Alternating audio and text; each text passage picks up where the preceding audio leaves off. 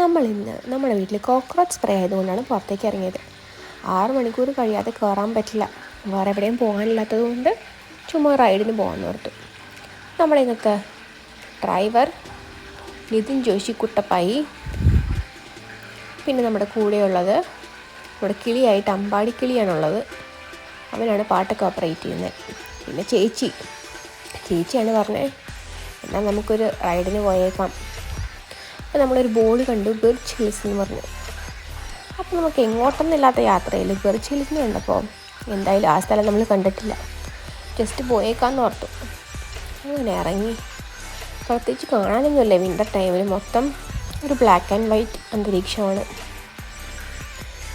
പക്ഷേ സസ്കച്ചുവാൻ കാണാനാണെങ്കിൽ സമ്മർ ടൈമിലും ഫോൾ ടൈമിലുമാണ് കാണേണ്ടത്.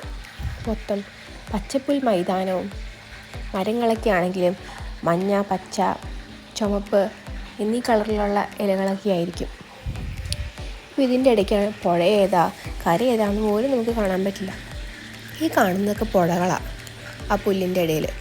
പക്ഷെ അതൊക്കെ വെള്ളം മൂടി കിടക്കുക. സൂര്യൻ ഉണ്ടെങ്കിൽ പോലും നമ്മൾ കാണുമ്പോഴല്ലാതെ പുറത്തേക്ക് ഇറങ്ങുമ്പോൾ സൂര്യൻ്റെ ഒരു കാതമൊന്നുമില്ല.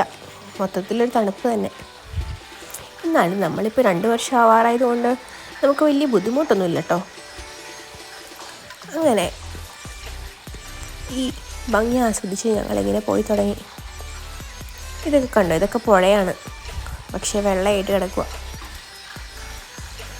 അപ്പോൾ ചേച്ചി കാണിക്കുന്നുണ്ട് അപ്പുറത്തും ഇപ്പുറത്തും പുഴയാണ്. ചേച്ചി ഇതിനു മുമ്പ് വന്നപ്പോൾ ഇവിടെ കനോളത്തോട്ടമായിരുന്നു.